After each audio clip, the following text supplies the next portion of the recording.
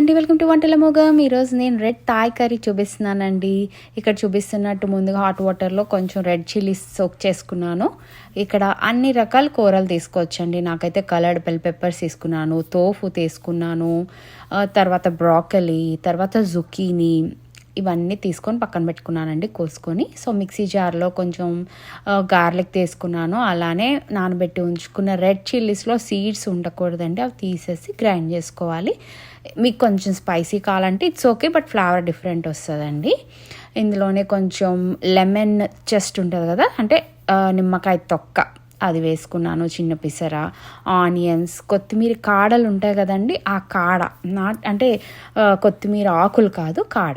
నాకు lemon grass దొరకలేదండి, ఫ్రెష్గా అందుబాటులో లేదు. సో నేను పేస్ట్ తీసుకున్నాను. మీకు ఫ్రెష్ దొరికితే అదే బెటర్ అండి, మంచి ఫ్లేవర్ వస్తుంది. అందులో కొంచెం రెడ్ బెల్ పెప్పర్ వేసుకొని ఇట్లా పేస్ట్ చేసుకొని పక్కన పెట్టుకున్నాను. ఒక ప్యాన్లో కోకోనట్ మిల్క్ తీసుకున్నానండి. నేను ఇది కూడా స్టోర్ పాటే తెచ్చుకున్నాను. మీరు ఇంట్లో కూడా చేసుకోవచ్చు, ఏదైనా వర్క్ అవుతుందండి. ఇక్కడ కొంచెం కోకోనట్ మిల్క్ వేసి అది ఆయిల్ యూజ్ అవుతుంది అన్నప్పుడు ఈ పేస్ట్ వేసి మళ్ళీ ఒక్కసారి ఆ మసాలా అంతా అట్లాగా ఫ్రై చేసుకోవాలండి. కొంచెం ఉడికితే ఆ కోకోనట్ మిల్క్లో భలే ఫ్లేవర్ వస్తుందండి. ఇందులో నేను ఇక్కడ టమాటో పేస్ట్ చేసుకున్నాను, తగినంత టమాటో పేస్ట్. ఇక్కడ 4 పీపుల్కి చేస్తున్నానండి. So 1 full can coconut milk తీసుకున్నాను నేను. అలానే 1 tablespoon of tomato paste తీసుకున్నాను అనమాట. సో అందులోనే ఫుల్ ఈ క్యాన్ అంతా అది కొంచెం ఉడికాక ఈ మిల్క్ అంతా వేసేసుకున్నాను, కోకోనట్ మిల్క్ అంతా. అది ఇంకా అలా ఉడికొచ్చాక ఒక్కసారి ఉడికొచ్చాక ఇందులో కొంచెం సాల్ట్, కారం, మనకి ఇంకా మీకు స్పైస్ కావాలంటే చిల్లీ సాస్ కూడా వేసుకోవచ్చండి.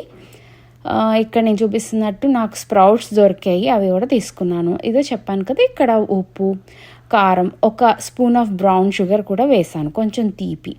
ఇవన్నీ కూరలు అది ఉడికొచ్చాక కూరలన్నీ ముందుగా కోసి పెట్టుకున్నాం కదా, ఈ కూరలన్నీ అందులో వేసుకొని ఉడకపెట్టుకోవాలండి.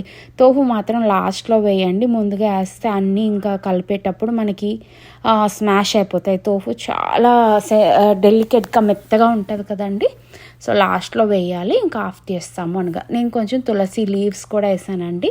నేను ఫ్రోజన్ చేసుకున్నాను ఆ తులసి లీవ్స్, అందుకే అలా ఉన్నాయన్నమాట. Basil leaves actually. అందులో కొంచెం కార్న్, బేబీ కార్న్ దొరికితే బేబీ కార్న్ కూడానండి. ఇవన్నీ అట్లా కలుపుకొని ఇక్కడ టేస్ట్ అడ్జస్ట్ చేసుకోవాలి. మీకు కొంచెం షుగర్ కావాలంటే షుగరు, సాల్టు, ఇంకా స్పైసీగా కావాలంటే చెప్పాను కదా సాసెస్, స్పైసీ సాస్ దొరుకుతాయి మనకి, అవి వేసుకోవచ్చండి. ఇక్కడ లాస్ట్లో కూరలన్నీ ఇంకా బాగా 95% ఉడకపోయాక అప్పుడు తోఫు వేసుకోవాలండి. ఎక్కువ కలపకూడదు, తోఫు వేసాక ఇంకా అట్లా ఉడకనివ్వాలి కోకోనట్ మిల్క్లోని. సో అదండి, యమ్మీగా ఉంటుంది. మీరు బేసిల్ ఫ్రెష్ లీవ్స్ వేసుకుంటే ఇంకా చాలా మంచి ఫ్లేవర్ వస్తుందండి. ఈ కర్రీ ఫ్రైడ్ రైస్తో బాగుంటుందండి, లేదా వైట్ రైస్తో కూడా చాలా బాగుంటుందండి. Thanks for watching. Please like and subscribe my channel.